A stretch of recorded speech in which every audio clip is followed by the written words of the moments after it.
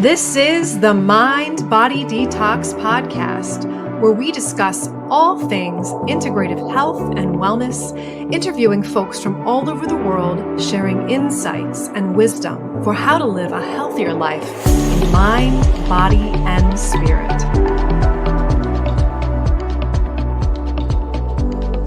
Welcome back, everyone, to the Mind Body Detox Podcast. I'm your host, Mind Body Medium, Kara Lovehart. And today's topic, we're going to be diving into consciousness.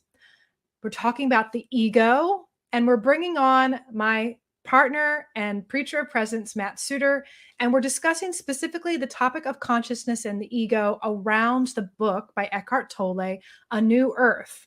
So New Earth is our book for November's book club. It is Awakening to Your Life's Purpose. This is the first Eckhart Tolle book I ever purchased, and I bought it around 2006 when he probably 2008, because it has Oprah Winfrey's book club sticker on it. This was published in 2006. Eckhart Tolle did not become famous until 2008 when she chose his book for her book club. So if you are not aware of who Eckhart Tolle is, he had a spiritual awakening when he was 29. He suffered from immense depression, and he started to recognize the difference between his mind and a deeper sense of awareness. And this is the essence that I talk about in my program or my classes, the divine us, if you want to speak, the thing that is greater than the ego. And this is really what, when people say they have a spiritual awakening, a lot of them discuss or a lot of people who say they have a spiritual awakening start to have this deeper sense of who they are and a deeper meaning that comes out from that. The book in general, if you have not read it, it does talk about the power of the present moment. The Power of Now is Eckhart Tolle's other book that is a more popular book. And he does talk about ego. He talks about the evolution of consciousness. And that's specifically what I'm curious about as we evolve as a species, how our consciousness has traversed. And especially over COVID, we have a lot of people who've had their own personal awakenings. In the book, we also hear a lot of letting go. How do we let go of attachment? And the concept of inner versus outer reality. So what is an illusion based on the stories we tell ourselves or what we think about because our programming or what we've been told. So there's a lot of these concepts that are discussed in the book. And Earth as a living entity herself. So that's a really cool thing that is talked about in the book. But today, we're going to bring on Matt, my partner, and we're going to talk about the book, A New Earth, and our own experiences with consciousness, evolving our own consciousness, and some specific questions that people often ask around the book and this topic. So Matt is an astrologer, he is an intuitive coach, and he is a minister, and he is someone that is a student of Eckhart Tolle and a preacher of presence, as I call him. So let's bring Matt on and let's chat about A New Earth. Hi, Matt. Hi there. Are you ready to talk about A New Earth? Absolutely. So first off, my question to you is, did you read this book after you read The Power of Now? I did, yes. The Power of Now was the first book by Eckhart Tolle that I ever read. But yes, A New Earth was the second one that I read. Okay, cool. So one of the things that I will have to say, to be honest, it's almost like what's interesting about this book and a lot of Eckhart Tolle's books is not everyone resonates with them. They might pick it up and go, okay, this is everyone loves this book. Everyone says I should read it. And they pick it up and it's a snoozer, or I can't get through it, or I'm not interested in it at all. And I hear that all the time. And I feel that when I picked up The Power of Now, I felt the same way about that book. Mm-hmm. Like I really didn't have any interest in it. And I'm actually opening the book right now because there's something that was really interesting to me that I want to start with and open with about this information. And it makes sense to me now as to why I was not interested in this. So if you out there, you picked up the book or any of Eckhart Tolle's book, or you listen to him and you're just like, I just can't get into this guy. Mm-hmm. It's a very interesting concept. I'm going to share this right now. This is page 6. This book's main purpose is not to add new information or beliefs to your mind, or try to convince you of anything, but to bring about a shift in consciousness, that is to say, to awaken. So most of the time we're used to consuming media, maybe even this podcast, books, TV shows to get more mental information, concepts, stories, things that we want to maybe apply and start believing in.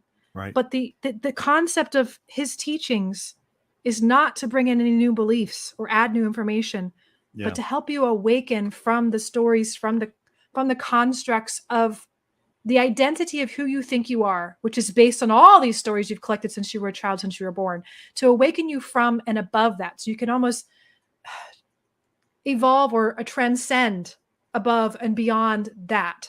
So what do you think about that?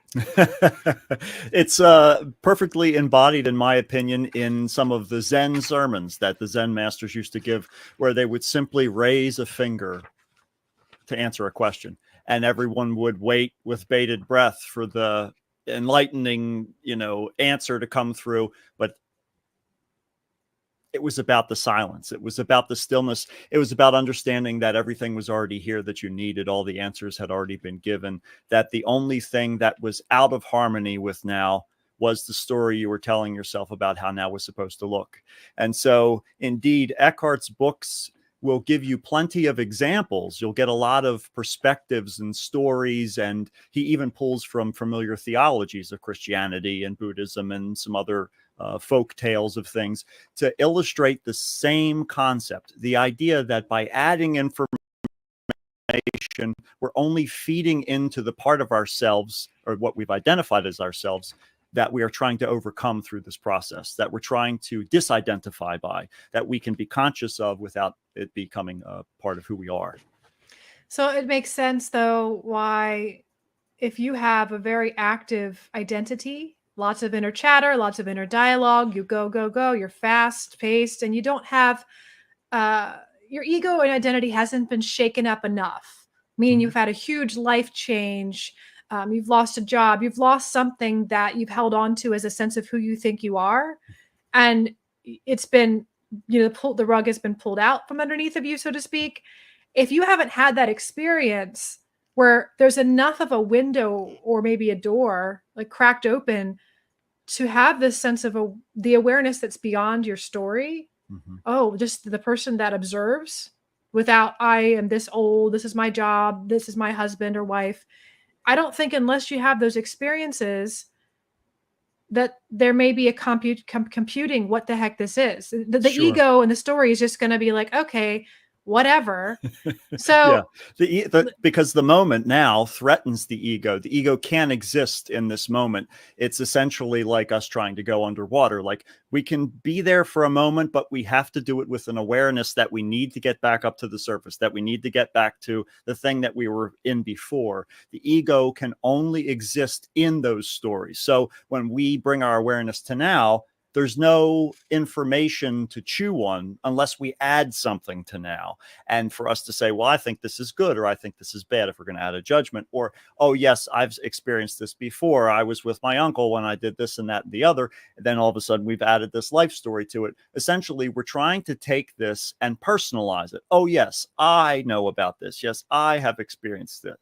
Or this is new to me, or this is scary to me, or this is whatever we do. We put the sense of self into the whole thing. And again, to borrow a Buddhist phrase, no self, no problem. And so if we can disidentify from those stories, then all of a sudden it's not about entertaining ourselves, but experiencing what's going on rather than needing more to engage with some sense of this hunger essentially within ourselves that our ego has. Well, my ego just went on a weird tangent in my head while you were talking. I was looking at the bookshelf behind you, and I know that's actually not a real bookshelf. You have a green screen behind you. I do. And then I was thinking to myself, is this your real bookshelf that you have upstairs? No. Oh my gosh. Because I was like, some of these books I think you have. And I just like, Maybe. so that's what the ego wants to do. If it's bored with something, or something you're telling. And I don't think I was necessarily bored with what you were saying.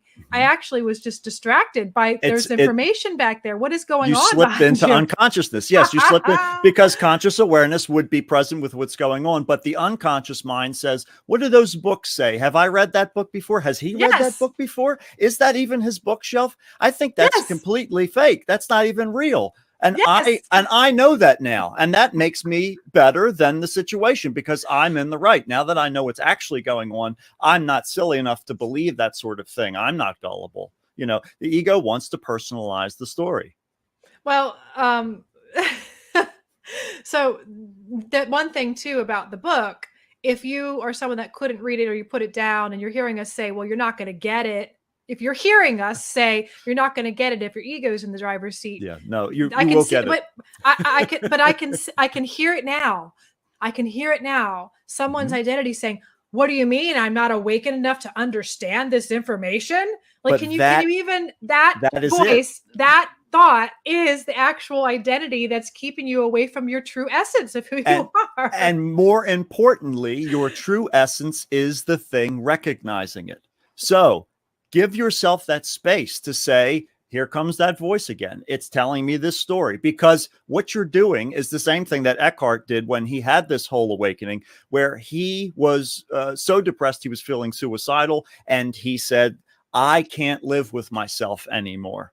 And for whatever reason, that phrasing queued up the question in his mind, well, who is the me that can't live with myself? That means there must be two versions of me. And that was essentially the disidentification. It only happened momentarily. And he talks about how it was a gradual process. And he still slipped back and forth through the time after that, following that. And so when we step into these spaces where we can identify the thought pattern that's coming in, at that moment, we are conscious.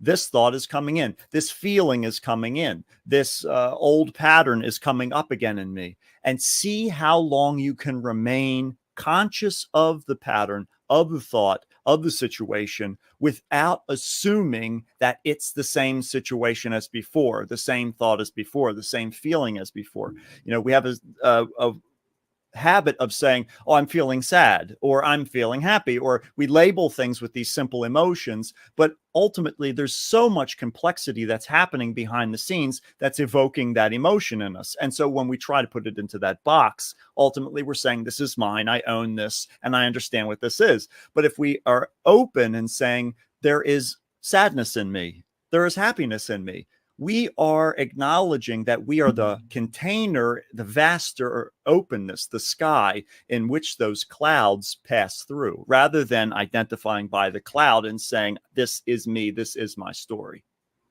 Okay, so let's define the ego, but wait one second. We're going to talk about what the ego is. And trust me, guys, the ego is not the enemy. Okay, that is one thing that everyone's like, well, I got to get rid of my ego. And now I'm going to have no personality. And so like, just don't even go there. Don't even go there with your head. It's not about getting rid of it. All of Eckhart's teachers aren't about, we need to beat the ego. That is another story. But we're going to first talk about Eckhart's definition of collective insanity. Okay. I really loved this, especially when he was reading it. I was in the shower. I was like laughing hysterically because I was like, this is exactly a really good illustration of what it is. So he talks about collective insanity is really just when we have all these stories running the show, you know, the decisions that are made to kind of protect ourselves or our sense of identity, and how the wars and the things that we do individually in our lives to people around us unconsciously, and sometimes maybe consciously, right? But it's all still trying to preserve, you know, us and our ego. But this also happens collectively with wars and things like that. So I'm going to read what he said here. If the history of humanity were the clinical case history of a single human being, the diagnosis would have to be chronic paranoid delusions, a pathological propensity to commit murder and acts of extreme violence, and cruelty against his perceived, quote unquote, enemies, his own unconsciousness projected outward, criminally insane with a few brief lucid intervals. So let's just talk about that, because people might be like thinking, I'm not paranoid delusional. I don't have a pathological propensity to commit murder and acts of extreme violence. What are they talking about? I don't relate to that. So go ahead. So the idea of Eckhart normally will reference this equation: normal equals insane. And he says that because ultimately what we dictate as normal is the result of a collective ego, of a collective illusion, that we're saying that ultimately, if you approach someone else, anyone else, and when you meet them, the story about them precedes what's going on with them now, then you've bought into that collective insanity. So if you look into the world at anyone, and by someone, the way that they dress, any of the visual cues that we normally depend upon as human animals, if that is our point of identification with someone else, we've bought into that collective insanity. The thing that says you need to watch out for these people because they do this. But whenever they do that, that labeling ultimately negates everything else that they do and only focuses on the thing that is a perceived threat. So I would venture to say that we can only experience that in unconsciousness. Because when we are conscious, we understand the interconnectedness, if not the unification of all things. And therefore, a wrong perpetuated upon you is a wrong perpetuated upon me. But as a collective identity, we are looking for a tribe. We're looking for the bigger group, the people that are going to say, yes, you're right because you believe what I believe. That's the normal equals insane. So we'll talk about my insanity the other day. I was at the mall, and normally when I'm in my kind of expanded state of awareness, I see people as an energy. I see them as different colors, and everyone has different flavors, and it's just, that's how it is. It's beautiful. But when I'm retracted, when I'm in a space of more stress or a heightened stress response, that's when my animal brain will start to kick in, and the unconscious starts to step into the driver's seat, and the collective ego and the stereotypes and the things the collective believes, that's when I start to slip into them. And there was a family at the mall, and for some reason I was looking over in the food court at this family, and it was a woman, she was pregnant, and her 2 children walking with her and the husband. And something about the husband, the way he was dressed, the way he was carrying himself, and this type of clothing he was wearing, the brand of clothing he was wearing, my unconscious immediately started to retract my body, and I didn't feel safe. And I was like, I don't know about that person over there. But then I recognized that I was being unconscious, and I go, oh, it's just because I saw these movies that said the character that looks like this and has this type of clothing and brand, and also how they're carrying themselves. Now, to be fair, there are actual truths to stereotypes in a lot of ways. Yes. In a lot of ways, it's not like don't listen to your intuition about something, but it's just becoming aware in that moment. Is this actually true? Is my feeling body, my felt sense, my internal intuition really feeling this person isn't safe? Because it could be the same person. They could look like a stereotypical safe person, person's a monk or whatever. And they could still not be a safe person when it comes to our physical safety. But it's about determining and stepping into consciousness. So and also conscious awareness is also not focused on what does this have to do with me, because your unconscious personalized that situation where you saw that person who was not interacting with you directly, and you determined whether or not they were a good guy or a bad guy, whether they were okay or they weren't okay. And while that is okay, don't let that be their identity. That's essentially the role that consciousness plays, that we can be conscious of our bias, and that is indeed our unconscious mind, that we can be conscious that that's there and that it may very well try to influence our decisions. But as long as we keep our awareness on it, it can't pull us into unconsciousness as long as we maintain that centered awareness. Yeah. Well, I'm going to do a quote here from the book. It is one quote here is, life will give you whatever experience is the most helpful for the evolution of your consciousness. And if you believe that and you look at the experiences you have in your life from that lens, I think it's absolutely beautiful, because then you're taking away this consciousness of being a victim, right, and looking at how can whatever's happening to you or whatever's currently happened, you can make a different choice in that present moment to do something different. So what do you have to say about that? Anything you want to say about that quote? Yeah, the only time you can make a different choice is when you are conscious, because unconsciousness ultimately will only repeat itself because its interest is in satiating familiarity. It wants to stick with the devil that it knows, to use another phrase. The idea that that sense of what you know is what you'll keep choosing unless you are aware that, hey, wait a minute, I'm driving through an intersection again. I have the opportunity to turn. And so again, any moment that you lose consciousness, that you say, oh man, I just blew through that intersection, you've become aware again. Now try and maintain that awareness rather than getting caught in the story of what would have happened if you hadn't blown through that intersection. I feel like driving right now is my biggest presence practice, because, years and years of doing internal awareness work and continuing to become more aware of my physical body, my essence, who I am, getting rid of the stories. I mean, really, it's Mind Body Detox is my lifestyle, the program. And the biggest foundational pivot point for that program in people's lives is the self-awareness tools. So we start to become aware of our programs, and then we start to detox them. We start to get them out of the way. And really, that's part of awakening.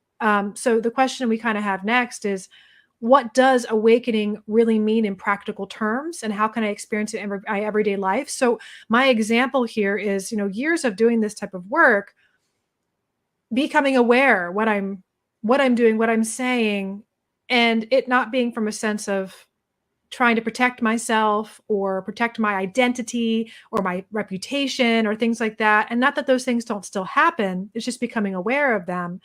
And for years, I would compare myself to Matt, because I'd be like, he is so present. Like, he's so peaceful. You had a lot more practice than I did, but my ego is still driving me nuts because it's comparing myself and creating suffering and judgment of me, of myself, and that I'm not enough. And I think this happens too often in people who are on a spiritual path, because then there's an end point or some sort of finish line thought form of like, this is the goal when I'm spiritually to the end or at the best or whatever. It creates this weird thing. But now my main points that pull me into unconsciousness are things that threaten my physical security and safety as a body. Like when I'm driving and someone cuts me off, that's when I'll feel it. I'll get heightened in my nervous system, my stress response, my chest will get tight. And then for a quick second, I go, what are they doing? And I start to move into that story, and that voice starts to talk. It happened 3 times to me today. There were people that were pulling out, merging onto Queen Street from the highway when I was going past the bridge to go to Safe and Sweet Keto Bakery, right over there. And the person just didn't even stop. They just were getting on as I'm going by. And I was very confused. But what was really cool is that my normal response when I go into unconsciousness is fight. Normally, like, what the heck? Or I'll curse at them in my car. And I, of course, feel guilty about that. And again, the ego is feeling guilty about cursing. Like, that was bad. That was a bad decision versus a good decision, right? Something new to hold on to. Yeah, exactly. Another story, which is, another thing to go on. But instead, it was really interesting. I think my nervous system went into freeze. Like, as they kind of went around me, I slowed the car down. Like, I had gone around them, and my son was in the car, and Orion was like, why are you slowing down? Like I was going to stop, because I kept looking at them in the rearview mirror, confused as to what was going on. And then I laughed and shook it off. And because that's what happens to your physical nervous system, because they say that we're spiritual beings having a human experience. I would differ to say that we are spiritual beings having an animal experience, because we're also animals. Like, the animalistic part of our brain, when we're threatened of our physical safety for our lives, is going to kick on. And you can practice to be present, and like martial artists and people do this to get in these extreme situations, that you can keep your mind calm in the face of your life being threatened. But there is still, anybody to any degree of their spiritual awakening may still get caught in that. And that's okay. I think it's just, that's why I'm learning so many tools to help down regulate and continue to work on that trauma response, which is what I teach. And most of the course for Mind Body Detox is teaching those tools. So Eckhart actually talks about that in the book. He speaks about ducks on a pond, the idea that another duck invades that duck's space, and then they go at it for a second, and then they go separate directions, and they shake themselves off, and then they just swim around like nothing ever happened, that they've discharged the energy of that confrontation and they've returned back to their existence. And that's what I did today. I slowed down and I was going to stop. And I recognized, like, why am I slowing down? And I was like, oh my gosh. And I laughed so hard because I was like, that's so fun. Like my autonomic system is just doing it. It takes over. And then when I laughed, it was shaking my nervous system, just like that response, and shaking it off. And then I went about my day. So what to you, because awakening in practical terms, like in everyday, day-to-day life experience, what does it look like? It looks the same as someone who has been sleepwalking, waking up and realizing they're standing in the kitchen in the middle of the night holding an oar and a toilet brush. You know, you can find yourself in strange surroundings doing strange things. But the moment that you acknowledge that you're no longer aware of how you ended up where you are, you have become conscious. You have awoken in that moment. And ultimately, it's something that I like to tell people when it comes to this concept of awakening or enlightenment, that enlightenment is not where you park your car, it's how you drive. It's a constant awareness. It's a constant practice. If I could say a word a billion times, it would be practice, because we have this mentality, especially in our culture, that we need to achieve something. And the moment that we achieve it, we move on past it because it no longer provides us with worth. It's almost the achieving process that becomes the value. And if we look a little deeper, we realize that that is the ego. The ego is a story that we've confused for ourselves. So ultimately, when that ego comes up and says you need to continue to move forward, you're not awoken yet. You didn't awaken. You're not enlightened.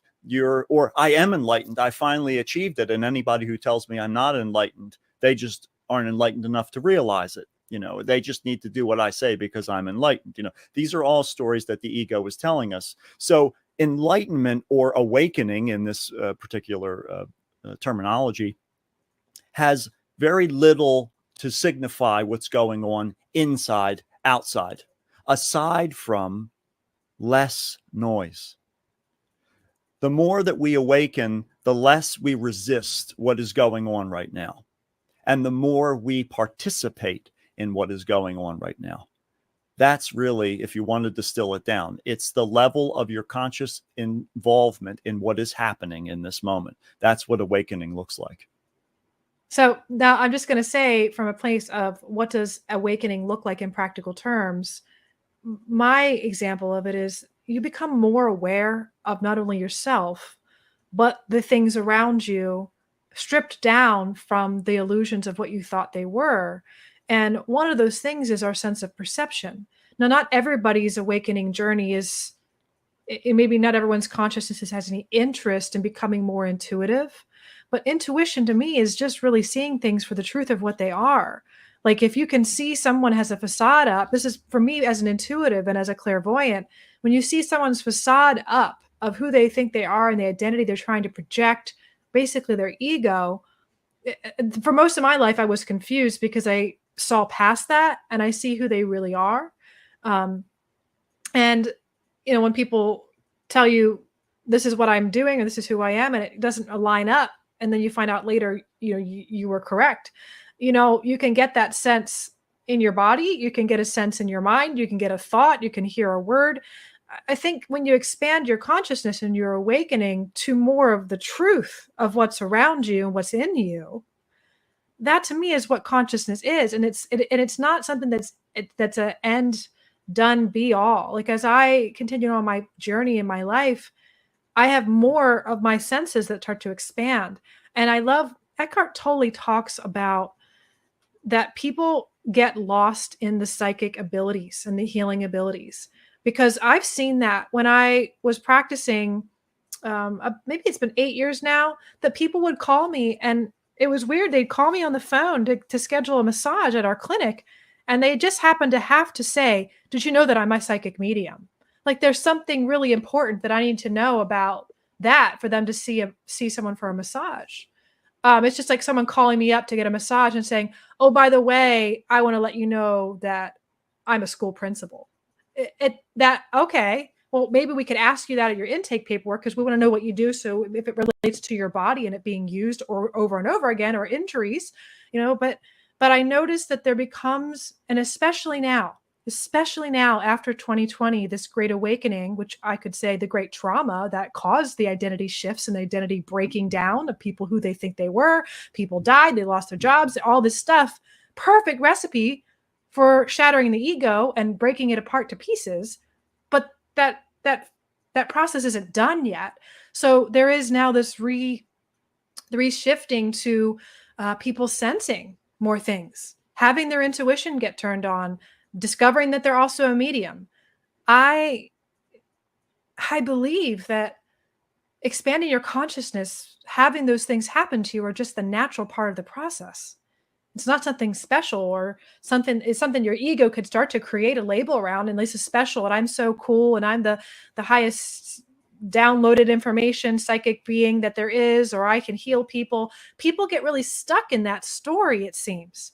And I think for a while it bothered my ego. Like it triggered me because I felt now I'm just like, well, that's part of the process for them. But there's nothing wrong with that. And you. Yeah. It's part of my It's the process. universe bringing to you exactly what you need right now. Let's read it again. Life will give you whatever experience is the most helpful for your evolution of your consciousness. Thank you, universe. Like it really, truly is. Like I just have love ultimately, for them. having two people sitting on a park bench, one who is colorblind, one who is not, perceiving the beauty of the forest, it's irrelevant whether or not they can see those colors. Because if they are truly being present with it, if they are truly experiencing the beauty that is that moment, no matter whether they have one sense or 20,000 senses, they are still utilizing those senses for that purpose. Anything else is a false sense of self that we've created an ego identity around. Yes, absolutely. And I guess the beauty of expanding your consciousness to having these healing capacities is you really can have your own personal experience of healing, because Eckhart Tolle talks about the pain body and different parts of our belief systems. And this could be the mind body connection that there's a lot more science behind, which science is another construct of the ego that needs to prove something to be real in our society. And it's not real unless science proves it. But if you want that, if your mental body likes that, there is science now to prove the mind body connection. But Eckhart Tolle is talking about, our nervous system and our immune system are so interconnected to the things we're thinking and the stress. And you can have these spontaneous healings or quote unquote miraculous healings.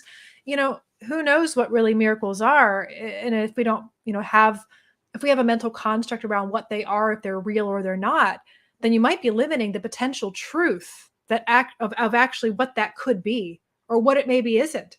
And I think that's really the ticket. This practical awakening in everyday life is using the tools that are brought to you. Like life brings things to you. It's a flow. And it might start with this particular modality or mindfulness or food. And that's what we work with in the Mind Body Detox program. It's like there's so many tools and all of them are to be utilized with when you're at, when you feel called to them. And they help you bring more self-awareness in. So what are your thoughts on the pandemic and that forcing people to wake up? Do you think it's been more of an awakening process with that? Or do you think it's caused even more distraction? I think that we seldom awaken from inside of our comfort zone. And so anything that pushes us into unfamiliar territory presents us with the extraordinary opportunity to be mindful. It's the reason why a lot of people do thrill-seeking things like riding roller coasters or jumping out of airplanes or all those sorts of things. Because when you're in that intense energy, you are primally conscious of what's going on. You can watch a cat staring at a hole in the wall where the mouse comes out. It's not anticipating, when the mouse comes out, it's going to be so good. I'm going to catch it with my left paw and I'm going to bite its head. And then it's going to be, my dinner and I play around with it. It doesn't create a story. It's just watching. And so when the pandemic came around, when people had to stay inside, when they had to disconnect from their routines, from the things that they had identified by, perhaps, that they had created this identity around. It pushed some people further into unconsciousness because they ruminated, because they stayed in that space. And that's okay, because ultimately that helps to move them towards the potential for them to realize they're blowing through an intersection.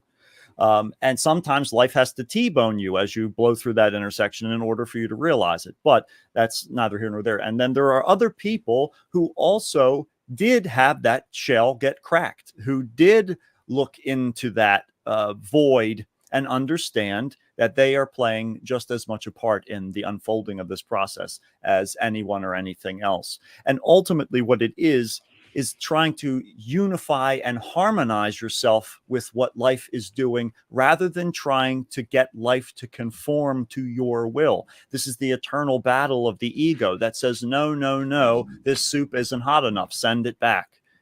As opposed to saying, oh, I'm sorry, could you bring me a bowl of hot soup, please?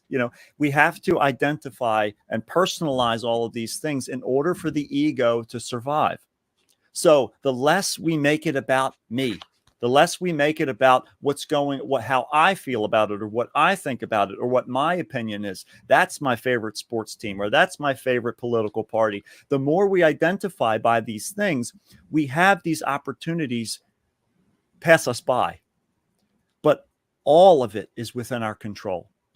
The only thing that we can, which is what we pay attention to, where we put our focus. And if we put it on what's going on now, whether it's a traffic jam or another pandemic, we receive the equal opportunity to pay attention to what's going on, to not add anything to this moment.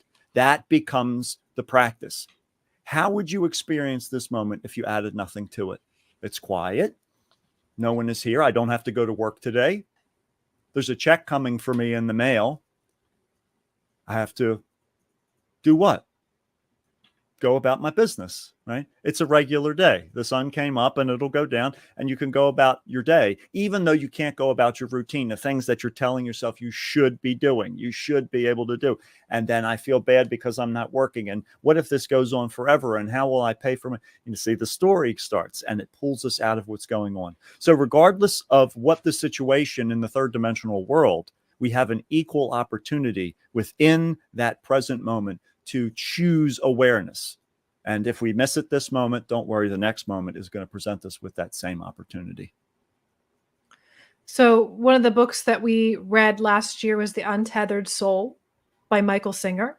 Mm-hmm. And another book that he wrote that I really love, I actually like this book a lot better, is The Surrender Experiment. Mm-hmm. So in that book, if you have read that, or if you haven't, I encourage you to pick it up.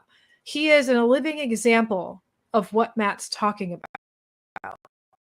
He basically he experienced bliss through meditation and yogic experience, and he just wanted to go back to that. That was his end goal. Like, I just want that.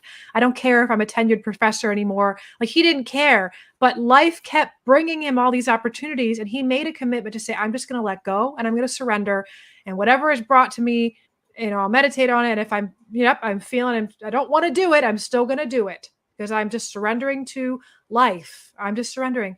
And his whole experience just became this one sequence of events after another that led to him and his life path, and how, life flowed through him when he let go of his identity. Was he all of a sudden had a carpentry cut business, and it was doing all this work and big work.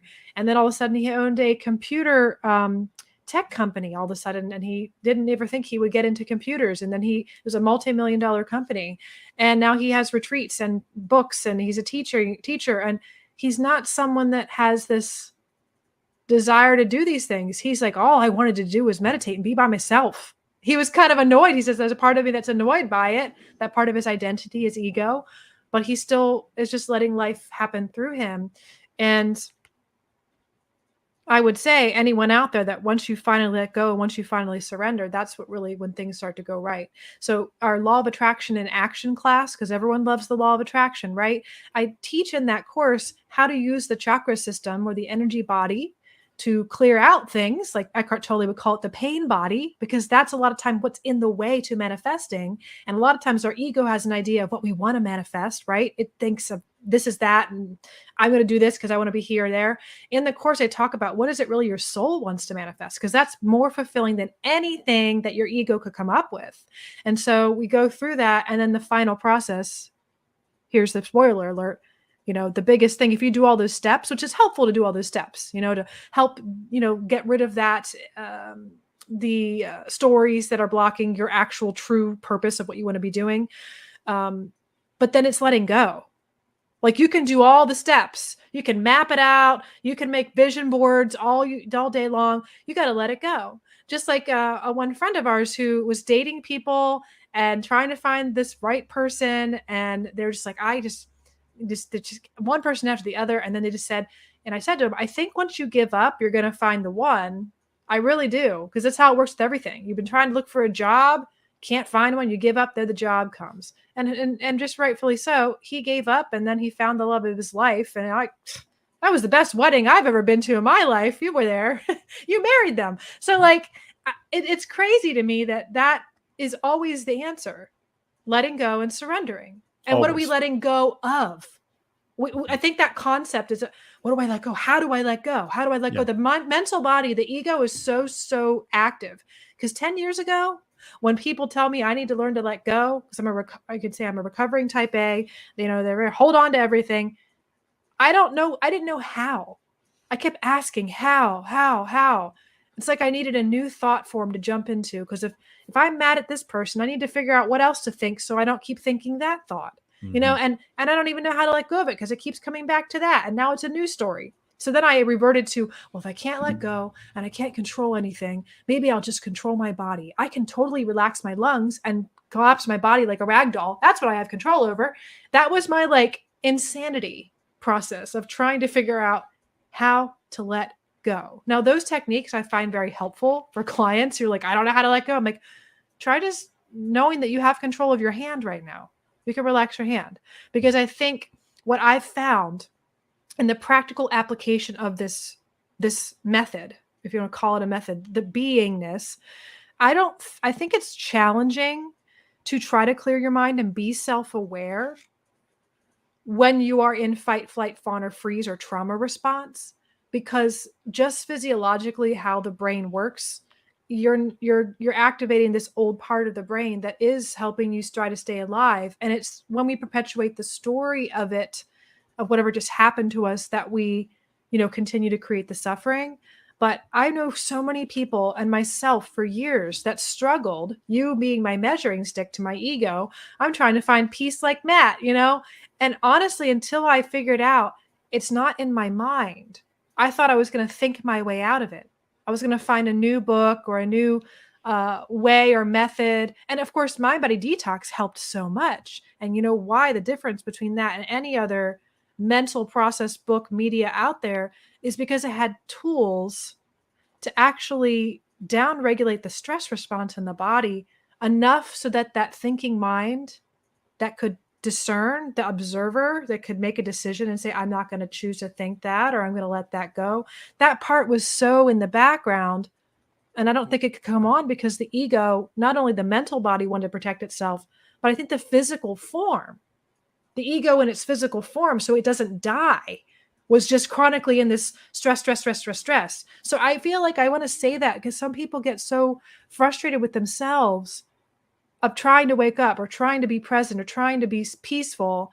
And I think that they're sometimes going about it in a wrong way. You can't think your way out of it. You might need to use some tool, maybe even someone else giving you body work or Reiki for a period of time, so you have a reference point of what it feels like to be relaxed. Because if you don't have a reference point to be relaxed or be calm, or you're not going to be able to meditate.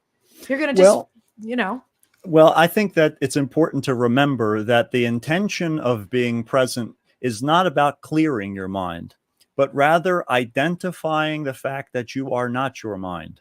You are not your thoughts. You are not the things that are telling you whether this is a good moment or a bad moment, whether you're a good meditator or a bad meditator, whether you've achieved it, whether you have to keep your eyes closed and sit like this for another 5 minutes, or whatever the story might be that's going on in your head.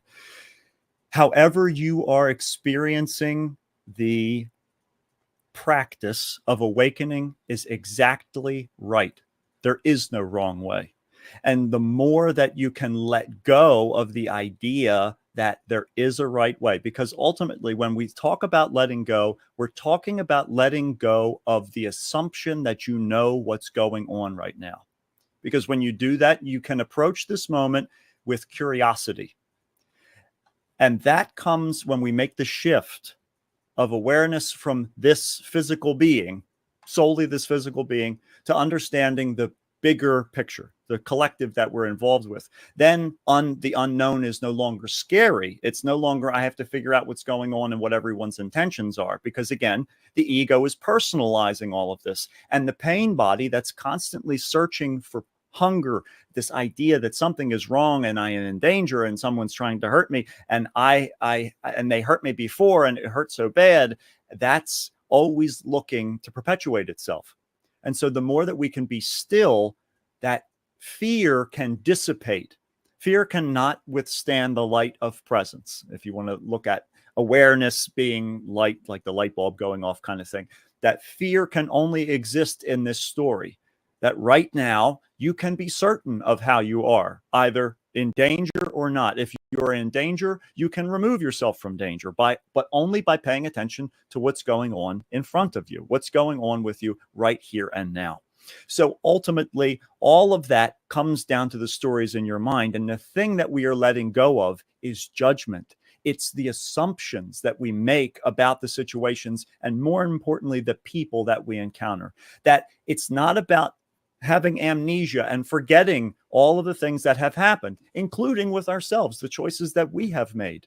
But ultimately, when we are unconscious, we have to acknowledge that we will behave out of character, that we cannot. It's similar to mental health. Mental health is not your fault, but it is your responsibility. Your unconsciousness is not your fault, but it is your responsibility. So sometimes when we make certain choices, when we say certain things, we do have to own up to them. But ultimately, they do not become a part of our identity unless we identify by them. And that just means that we've grabbed onto the thing closest to us rather than what was truly there. We are looking to the finger pointing at the moon rather than the moon itself. We've identified by the label. So the idea of the right way to do something or the wrong way to do something assumes that there is something to achieve. It's not about achieving. It's a perpetual practice. And the more that you practice, the more you gravitate towards paying attention rather than trying to figure out how you feel about it. Yeah. Well, the information that we're talking about, going back to the beginning of the book that says this isn't about information, it's not about trying to convince you of something. It's interesting because we could talk around the topic, trying to point to it, like you said, forever. And what's really beautiful is people send you questions specifically about this topic, about how do I find balance between being present or being spiritual in a world that's materialistic? How can I use the tools of mindfulness to help me with my relationships? Or, there's a lot of questions that people send. And so I encourage, if you have questions around awakening, your own personal awakening, how do I expand my consciousness? How do I be a more peaceful person? How do I invite more presence into my life? Or I'm trying to lose weight and I don't want to judge myself for losing weight because that's the ego. Like, there are all these questions because the ego will create stories, and it can be like a mind maze of trying to figure out, like, is this actually a story? Am I observing myself? Am I still stuck in an unconsciousness? And then people don't trust themselves sometimes on this process till they actually can learn to trust that own essence beyond the identity. Even and though I think that's the ego too. Correct. And I do think that is still nice to have someone holds the sign. Yes. Here's a question. And then you hold the sign up and it points in that direction. Like, okay. And then next week, here's another question. Oh, here, let me hold the sign up and it points in this direction. And I find it to be very helpful for our listeners. So if you're not already a part of our online community, it is amazing. I encourage you to join. I will put the information in the show notes, but send Matt your questions. There is a video archive of all these questions and answers that you have gone through.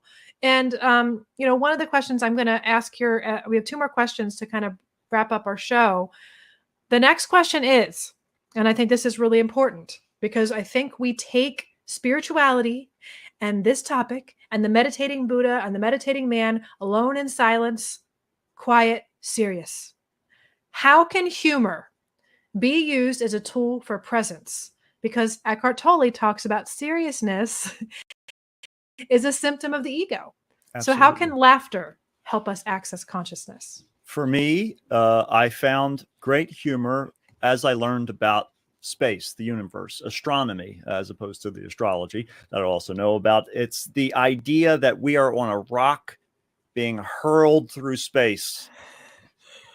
And we think that whether or not our coupon is going to work at the self-checkout is important, right? It's really, really hard. Every time you say that, like I look up at the stars and I look at this and I look at the Hubble telescope and now the James Webb. James Webb. Sorry, yeah. It's Jimmy Webb. Well, the Jimmy Webb. Different, Jimmy. We'll call him Jimmy for short. How I understand it mentally, but I really don't think that it's actually set in as a realization because it's so big for my human consciousness to understand. It's scary for the ego. Yes. It's scary to understand. So I think there might be a block. Like, I don't really want to look at that. I don't know. I'll look into that deeper, but, humor serves a vital role, though. It really does. Yes. Humor serves a vital role in awakening because the ego looks at every situation as dire, because this is going to be a part of my story. And I have to make sure that I choose what part of the story I construct, right? The one that I grab a hold of and say, this is mine now. So you're doing this to me again. My identity is now the victim of the thing that you're doing to me. Or I know more than you, and therefore my identity is the person who's smarter than you or wiser than you. All of these things ultimately are done out of great seriousness. But when we realize that the only reason we can hold on to those identities is because we also make the assumption and assume that others will make the assumption about those identities, right?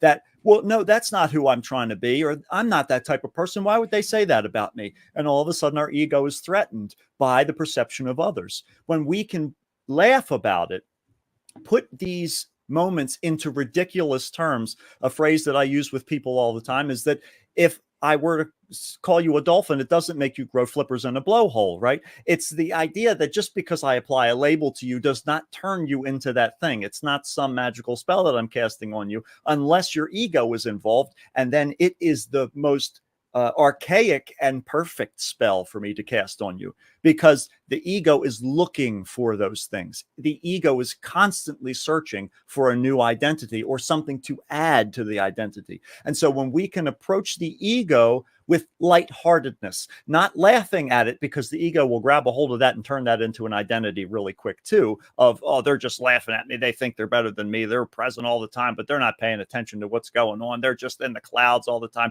They aren't dealing with reality. Reality is hard, right? All of these voices start to talk. But then when we can be still, we can look at that just the same as we watch sports fans in the bleachers. They will literally fight each other over these guys running around on grass, passing a ball back and forth, right? The people have a sign on their lawn different than the sign on the lawn of the person next to them. They will get into physical altercations with each other over this, right? Because this is serious stuff. My ego needs this identity, and I'm willing to fight to the death about it. And many people have. Or they become paranoid because of what they believe in their head. This is the collective insanity that Eckhart Tolle is talking about. Right. It's that identification by things that are not your identity, and the collective encouragement to do that you need to buy these shoes or this watch or these clothes, or you need to eat at this place or shop at this store. Otherwise, you are not normal. Something's wrong with you. You're weird. You're strange. You aren't married with 2.5 kids and a white picket fence. You don't have 2 jobs that you're supporting yourself by. You don't have the normal thing for people that they're used to seeing in the world around them. And what that does is it makes people pay attention. Why aren't you the same? And that threatens the ego. The ego comes up in them and says, I can't put you in a box. I can't assume that I know who you are, and therefore you're dangerous to me because I can't figure you out. And so when you can step back from that, you can identify that discomfort and realize that you don't need to put them in a box. You only need to pay attention to what they're doing now, because even if this person is dangerous, the only moment in which they can harm you is now. Right? Because if you cannot pay attention to what's going on, you'll be in this story of they're going to do this, and you could be paranoid navigating the aisles of the grocery store, making sure that you don't bump into this person and their cart full of bleach. And you don't, because there's a body at home, and I know that's what they're doing, and they're dangerous. I have to watch out for this person. And lo and behold, they come through with their business card that they run a laundromat. You've created this whole story about this danger and reacted with your environment based upon it, with only the assumptions in your mind based upon the past, the stories that you're telling yourself. But when we come into this moment, when we pay attention to what's going on in front of us, we can step back from this need to identify someone as normal or not, dangerous or not, and we can pay attention to everyone equally, without the judgment, without the labeling, without needing to fit them in a box. And it doesn't mean that we sit in this ignorance. It's not about that either. Again, our mind serves the role of a tool. It's there to help us through life, not to navigate us through life. The big difference there of being a part of the decision-making versus making the decisions. Big difference. And all we have to do is be the conscious awareness, paying attention to those thought processes as well as what's going on in our environment, for us to make a unified collective decision and move forward in a present, conscious, loving way. When people become more conscious and aware, it does change how they interact, like you say, from day to day. You might have a hunch to do something or not fill out that paperwork this day, or you end up skipping it. And then because of that, you end up missing fees or something. If you start to trust the process of life and life living through you, you do really start to have things line up, and people come in, and you dodge a bullet. You're like, wow. And you don't really have to think that far ahead. I think it's still important to be strategic in business or in maybe your planning for the future. But when you're doing it in a present moment and you're feeling out what feels good at that moment, then of course in the future things always change and things might need to pivot, but then you change it in that moment. So I think going back to the moment, the sentiment of using humor, I think humor to me has been more helpful than the seriousness, especially when it comes to comparing myself to you, because I of course love you so much. And then there's we are awakening partners. This is the term that we started calling each other. And it's beautiful because our label for the definition of awakening partners, because everyone in life can be considered an awakening partner, but the partnership is people that you're in close proximity with, that you have spent a lot of time with in your life, and that make an impact and support your evolution and your consciousness. Life will give you whatever experience is most helpful for the evolution of your consciousness. There it is again, that quote. And that life has given me you, and me to you. So we have been this amazing catalyst for each other over and over and over again to bring more awareness in.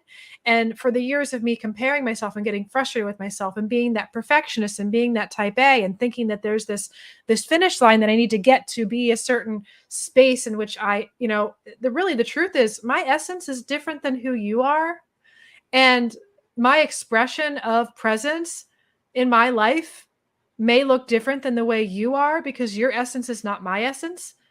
But and then we still have our ego identities. They're still there. They're not gone, and they still serve a beautiful role, and they're fun to play with. We called her Carla the other day, my ego, when she got involved. We were like, let's just call her Carla, because when I see it there, just like Carla got activated on the road today when someone pulled out in front of her, and then she immediately went for a second, then she froze. It's still identifying and creating a character as separate from yourself, but I think it's one step in the direction of observing. Even if you create these different voices. The guest I had on recently, she calls her brain Brenda. Like Brenda does all these things. She doesn't know when to call off work. She works overtime and she doesn't know when to stop. And I thought that was really, really good because it's bringing humor in, and specifically our humor that we use all the time now is based on a character from that show, I Think You Should Leave. The one character that drinks all the wine. And she has this like, I know better than you. I know better than you. So what is the line that she says exactly?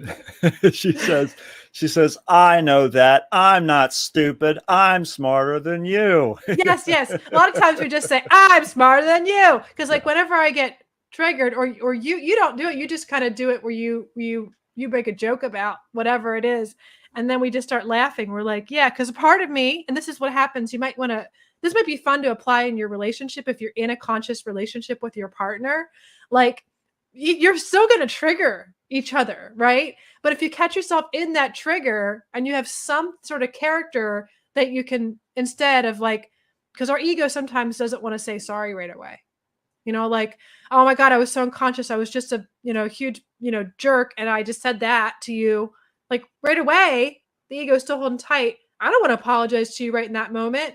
But instead, I can jump right to humor. I can be like, I know that. I'm smarter than you. And because you know what I'm talking about, that's your cue that you knew that I was completely being unconscious. And then we laugh about it. And I don't believe that we even need to apologize to each other at that time because it's already known. Like, and sometimes I still do if it's necessary or you do to me, but I think it's something that I really like that tool. And I think it's something that every couple who's, conscious and trying to be aware in their relationship about when their identities take over and unintentionally harm the other or attack the other or whatever. I think it's a really good thing to use. Yeah. And I think consciousness ultimately presents us with the opportunity to dissolve the division of other. The idea that the only reason we had the altercation in the first place was I believe that you were someone different than me, that we're separate. We're not the same in that fundamental sense. And therefore you're the other and I have to protect myself from you, or I have to exert dominance, or I have to prove myself, or, all of these sorts of things. Humor helps us to dissolve all of that and to understand. It essentially is a way for us to let go of the situation, of us to move on, that it's just pay attention and keep going. Don't get distracted by all of the stuff that your mind is telling you about what's going on, even in those altercations, that you can be just like the duck, shake it off and just swim away like nothing ever happened. Yeah. Unless we have a point of, like I said earlier, that being your responsibility, even though it's not your fault, still taking that responsibility. And if you feel, if the other person is hurt, apologize or whatever you feel you need to do. And there's nothing wrong with that. There's nothing any less present about apologizing, because ultimately you can only truly apologize to someone when you are conscious of what you are doing now. Yes. So here's another quote from the book. Awareness is the greatest agent for change. And then to recognize one's own insanity is, of course, the arising of sanity. So once you recognize it, your sanity starts to come online. And this is the beginning of healing and transcendence. And then ego is no more than this: identification with form, which primarily means thought forms. Mm-hmm. So those are some other quotes that are popular from the book. The last question I want to go into is this book, A New Earth, is talking about as we each individually awaken, and it is a process, it's a practice, we start to collectively impact everyone around us, and it's a ripple effect. And that's why we have, again, our business, Firefly Hollow, is a conscious business. We're very conscious and aware of who we hire and how we lead and how we together want to evolve and do these types of practices as individual practitioners that make a huge ripple effect to the way we show up for our collective business, the way we show up to our clients, and then the way that we show up in our communities when we go home from work at the end of the day. So same thing with our Conscious Curious Explorers Club. We have wonderful community members that want to be in community together and want to explore all different types of tools that they can continue to crunch on, because our egos just still want to crunch on information. It still wants to buy that next book or try that other class. And that's okay, because it's all these paths lead to home, right? All the roads lead back to awakening. There's no one right or wrong path. So as we collectively awaken, as Eckhart Tolle predicts, what would the world look like 50 years from now? And what changes do you think we'd see in everyday life and technology, anything? I think that consciousness, inevitably, if we begin to choose love over the fear that we have thus far, that it would not only move us forward as a civilization, but it would move us forward as a species. So a civilization meaning all of these primates that have gotten into these groups and decided that this is reality and this is how things go, and you need to worry about your lives and you need to continually find the thing that's missing out, and we have it. It's for sale. And if you've got that coupon, you remember that at self-checkout. And so if you can realize that that story in and of itself is the thing that keeps us in fear, in stories in our mind, trapped in a space of ego, that the awareness would liberate us from the rat race, as we say in the parlance of our times. And then as a species, it would bring us closer together. Because all you have to do is look at how creatures have evolved over the period of time that they too have been flying through space on this rock. And that ultimately what is available determines how we grow. And so if fear is in our environment, we will adapt to fear. We will identify by these groups that give us the illusion of feeling safe, whether that's our political affiliation, our religion, whether it's our sports team, our ethnicity, where we live, what type of place we live, if we have roommates or our own 1,000-room mansion. We have all of these things that we identify by. And ultimately, if we would realize that those are simply our circumstances, that is simply what's going on a linear, on a third dimensional plane, we could unify our efforts. We would no longer focus on trying to be the best and realize that the best way for us to continue the process of awakening is not by cursing the darkness, but by creating a light. And when we do that, when we choose that as individuals, we present other people the opportunity to do that themselves. We show other people, hey, I'm going to slow down at this intersection because I want to make a turn here. And maybe the car behind you has to slow down now too. Maybe they aren't going to turn. Maybe they're going to keep going straight. But now they've slowed down to realize, hey, there are roads that go off of the path that I'm on. And I have my hands on the steering wheel, not just the gas pedal. So when we can be conscious that we are in control of doing the same thing when we don't pay attention, right? Or we can choose it when we're conscious, but more often than not, we choose the same thing when we are not paying attention. But yet, if we bring conscious awareness to a situation, we not only improve our own lives, but the lives of the people in our environment. And that always ripples out into our world, that we as a singular individual play a huge role in the collective, in helping that collective ego that we talked about earlier, that getting a crack in it, that opening up, us realizing the people who have been the cultural outliers that have always been around for generations and generations, as far back as history goes. There's always the strange person. And ultimately, they don't buy into that collective ego. Sometimes their ego becomes the fact that they are not part of the collective ego, but they also have that opportunity to step back from all of that. And really what it's about is it's the beauty and wisdom of listening to people back before we had modern machinery who were clock makers, that they would spend so much time on each individual tooth of each individual gear, knowing that if any of them was off, it would throw the clock off just a little bit, and that they might not notice it visually looking at the whole thing. But over time, that clock is going to be wrong, right?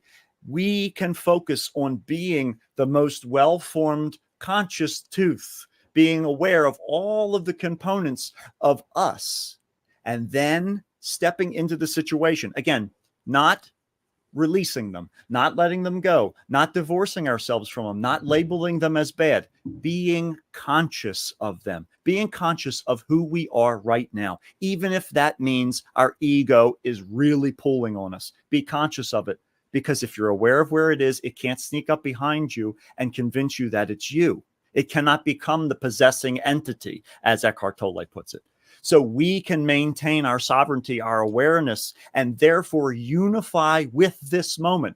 It helps us to dissolve the story that we are separate. And suddenly we can start to contemplate the idea that we're made up of molecules, just like all of the air that's around us, just like the chair that I'm sitting on right now, and the floor beneath it, and the dirt beneath that, and the rock beneath that, and the molten core beneath that. It's all the identical same stuff.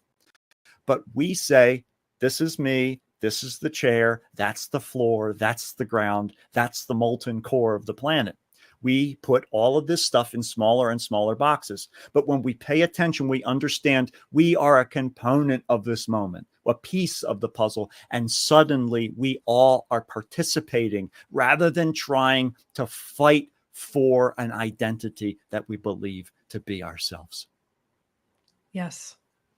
And I really think that if we allow ourselves to mindfully and consciously observe the ego and giving it space to play out in a safe container, I think that might be really, really interesting to use humor, because we still have this human desire that I don't think is going to go away for stories.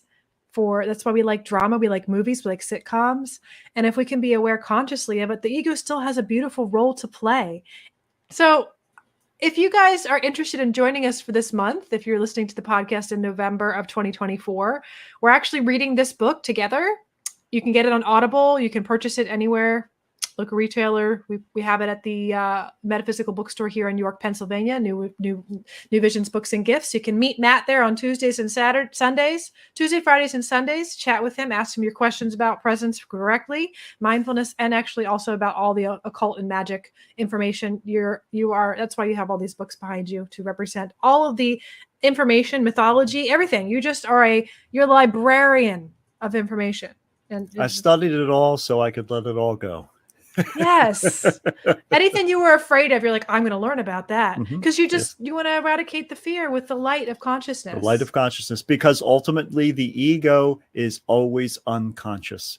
The ego cannot be conscious. And if you are conscious, you are not in your ego. If you are unconscious, you are in your ego.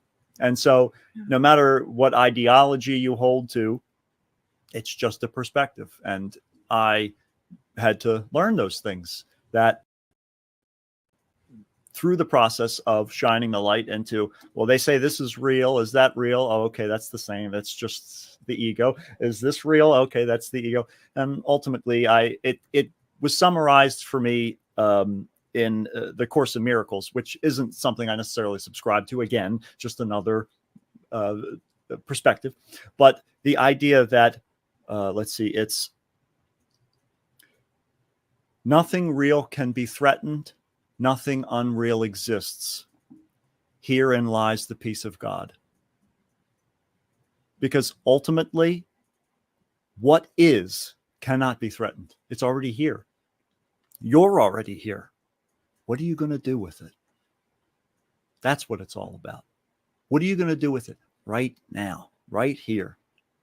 And the only way you can do something with it is by paying attention. That's what it's all about. Yeah.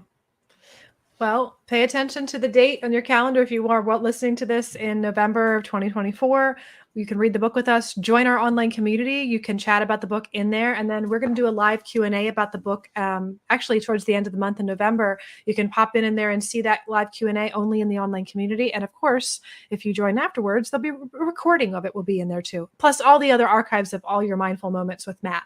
Isn't that cute? Mindful moments with Matt. That's what they're adorable. They're amazing. So I encourage you guys to do that. All right, everyone. Thank you again, as always, and be well until next time, my friends.